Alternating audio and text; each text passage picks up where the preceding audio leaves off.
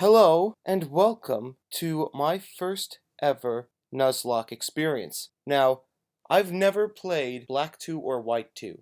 I played Pokemon White, and I figured if I'm going to play those games, I might as well play White 2, and my friends agree on that. So if you don't know, a Nuzlocke is where you play a Pokemon game, but under specific conditions that are self-imposed. First of all, you can only get one Pokemon per area. Those are the only Pokemon you can catch that are not shiny or legendary. The second rule is that you have to nickname every single Pokemon you get. This brings a stronger bond to you and that Pokemon. And why is that important? Because of Rule 3. If it faints, it's considered dead, and you either have to release it or keep it in the box forever, never to be touched again. Until you beat the game, and then you can transfer it to, like, another game or something. Anyway, this is the first chapter of my journey. So, I start out, and of course, if we're talking about Generation 5, you gotta go Snivy, because he is awesome, and I have decided to call him Sliver. And then we have my rival. This is the first time I get to name my rival ever since I think maybe Gen 4. Actually, it wasn't that long ago, but still, they haven't done it afterwards, so for me, it feels like an eternity. So I have decided to name this guy Bobby. Say hi to Bobby, everyone.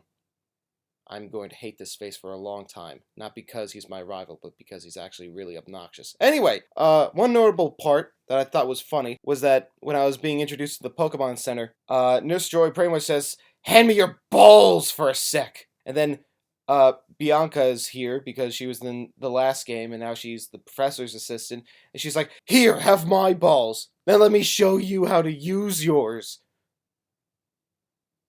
It's hilarious. I love this game, not because of it being Pokemon, just because of the innuendos it can partake in. Also, why does it take so goddamn long to get the running shoes? I thought we were past this. Like, jeez, man. I walk so slow.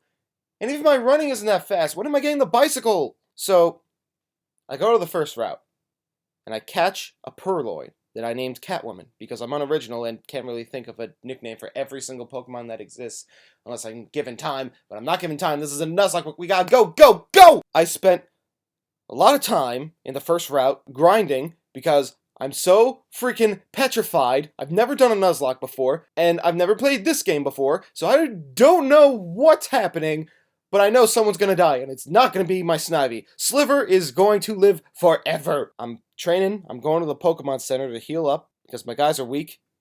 And then, whoa, what's the old champion doing in the game so early on?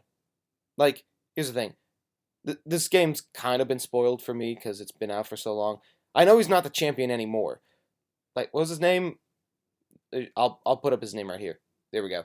But what's he, like, I just started the game. What's he doing here? Okay, he's just checking me out, inspecting that ass.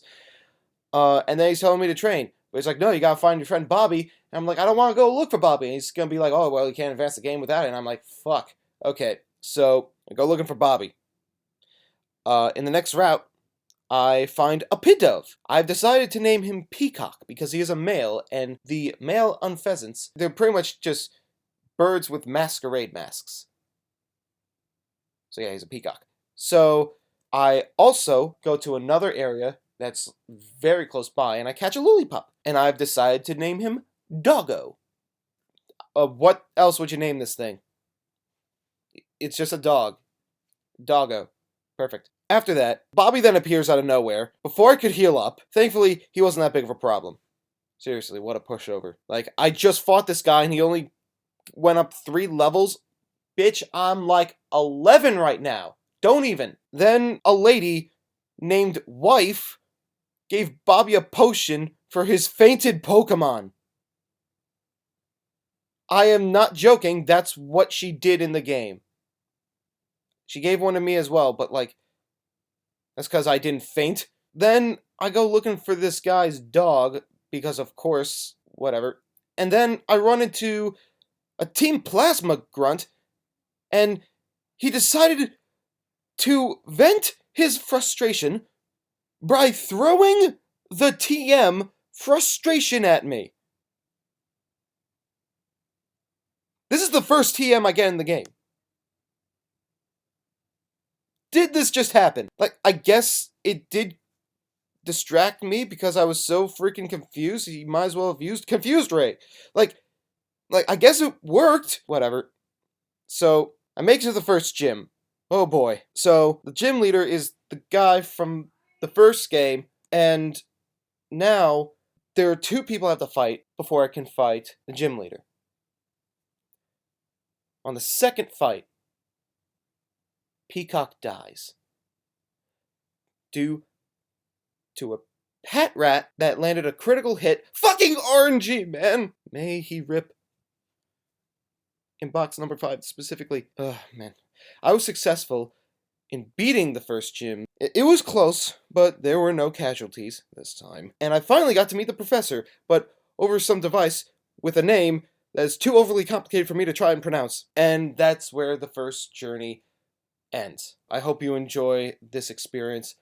I am so freaking scared. I don't know how I'm gonna take it, but hopefully it won't be too bad. Thank you, and good night.